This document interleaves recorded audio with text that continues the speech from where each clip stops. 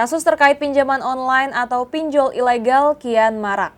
Banyak masyarakat terjerat utang pinjol ilegal.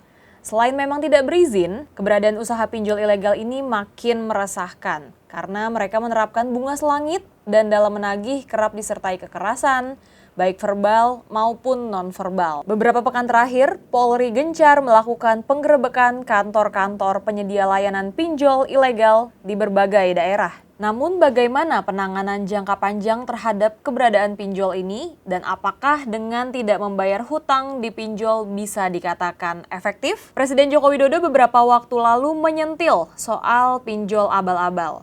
Apalagi sudah keterlaluan para pelaku atau penyedia pinjol abal-abal ini, terutama cara menagihnya sangat tidak manusiawi. Bahkan ada debitur pinjol yang bunuh diri akibat menanggung malu karena beban pinjaman yang berat, berbunga-bunga, serta mahal. Namun masyarakat jangan diajari untuk mengemplang utang, karena utang prinsipnya harus dibayar. Setelah Presiden Jokowi bereaksi, semua kalang kabut. Padahal pinjol ini sudah marak, sudah lebih dari 8 tahun lalu. Cara penagihannya ini lebih dari kata kejam, memfitnah, dan kerap membuat malu si peminjam terhadap teman-teman dan juga keluarganya. Ya, semua sepertinya harus presiden yang berteriak, baru beres. Namun sepertinya pernyataan itu tidak pas, menggampangkan persoalan. Pemerintah seharusnya hadir agar masyarakat tidak pinjam uang ke pinjol ilegal. Bukan hanya menarik pajak, tapi juga hadir dalam bentuk kebijakan dan langkah-langkah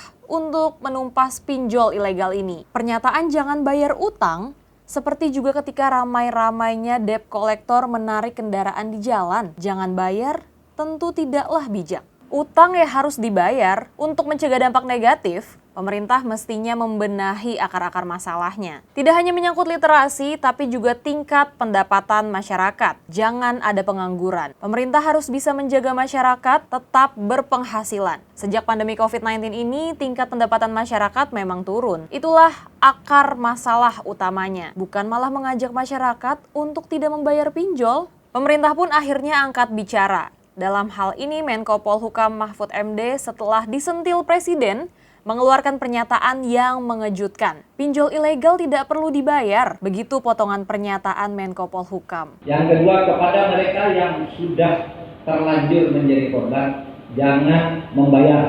Jangan membayar. Jangan membayar. Dari pernyataan tersebut, pemerintah sepertinya menginginkan pinjol ilegal ini bangkrut atau tidak beroperasi lagi. Semoga ajakan untuk tidak membayar utang kepada pinjol ilegal tidak merembet ke sektor keuangan. Itu bisa saja terjadi jika masalah ini menjadi viral. Pada prinsipnya, jangan ajari masyarakat untuk tidak membayar utang. Saya Rizka Filana, sampai jumpa di Break Time selanjutnya.